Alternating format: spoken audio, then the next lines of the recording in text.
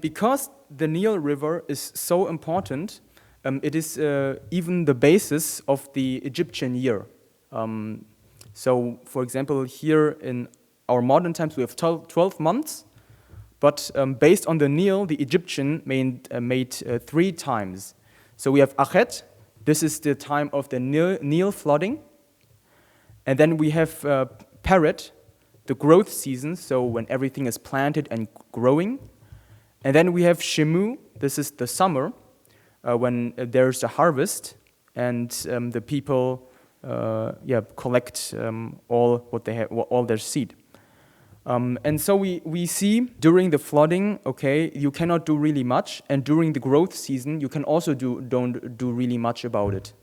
Only the Shemu, the summer, is good for harvesting, so where you actually have to work. So the normal Egyptian people had all the free time in Achet and Peret, and therefore the Egyptian kings used them in these times as construction workers. So to build the Egyptian pyramids and temples, and that is so 2/3 of the time, and that is why we have all those ancient buildings in Egypt. And the Nile is so important for the Egyptians. So the Egyptians also really knew when there wouldn't be the Nile, there would be no ancient Egyptian kingdom. And therefore, because it was so important, they made the Nile even a separate god. There was a god of the Nile, the god of water. And I think you know Herodot, the Greek historian. He also said, Egypt is a gift of the Nile. But actually it's the other way around. The Nile is a gift to Egypt, because without the Nile, there would be no ancient Egypt. And then we can also think about why Egypt and the Nile were so important. So when we look at the history, we can see that after the ancient Egyptian empire, there were many powers who really wanted to conquer Egypt, because here we can see to the west there's desert, to the east there's desert, you cannot use that. But Egypt is the key area, so first to go into Central and South Africa. And this was very valuable because you had ivory, very valuable, and also much gold that came from Central Africa. Then it was the key location to go into the Palestinian high cultures. So you can, from Egypt, you can also go to Palestine. Then you can go to Mesopotamia and all the way to Central Asia. So this was also important. For example, so here was the Silk Road. When from the Silk Road, you wanted to go to Africa. And then by sea, you could also go to Europe and make trade there. So Egypt was really in a central location, along with Palestine here. So strategically very important. And you can see that also in the history. For example, in more modern times, the French Empire, the British Empire, also the Third Reich under Germany, or Israel in the Six-Day War, they all wanted to seize this area around Egypt, because they knew the one who controls the Nile Delta or the Sinai Peninsula, he has all the way open to Asia, to Central Asia, to Europe, and to Africa.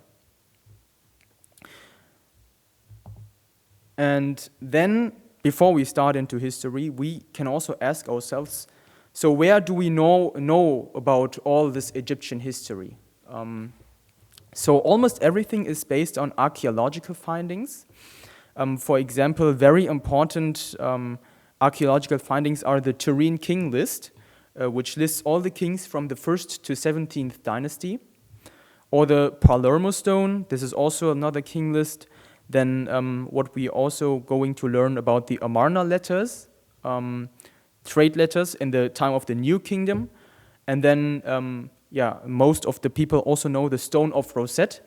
This is basically a stone about trade relationships in 3 languages, in Cyrillic, in Greek, and in Egypt hieroglyphs. But it's so not really important from the meaning, but very important for us to understand the hieroglyph language, because of this stone we can read all the what the Egyptians wrote, and so this was very important. Yeah, as I said here, the decipherment of the hieroglyphs. And we also have Manetho of Sebennytos.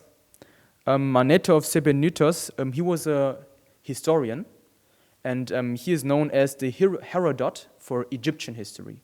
So in the 2nd or 3rd century BC, he tried to make a compound overview of Egyptian history, and from his scriptures and findings, we also know very much about Egyptian history. A short overview about the Egyptian history. So we are going to learn about all these periods throughout studying Egyptian history. And then you can also see in the bottom part, there are really many parallel existing kingdoms with which Egypt interacted, because it had such a central role in European and in North African and in Middle East history. So here in orange, the Babylonian empires, then in green, the Assyrian empires, and then several other empires like the Mitanni, Hittites, also Carthage and Romans, very important. And before we start into history, when you don't want to memorize that much of history, the 5 dynasties that one should remember. So we have the 4th dynasty in the Old Kingdom. This is all the people who built the Great Pyramids, so the Cheops Pyramid and Khafre Pyramid. And then in the Middle Kingdom, the 12th dynasty, very important dynasty. This is so for us as Christians, we can think about Joseph in that time. And that in the New Kingdom, we can remind us of the 18th and the 19th dynasty.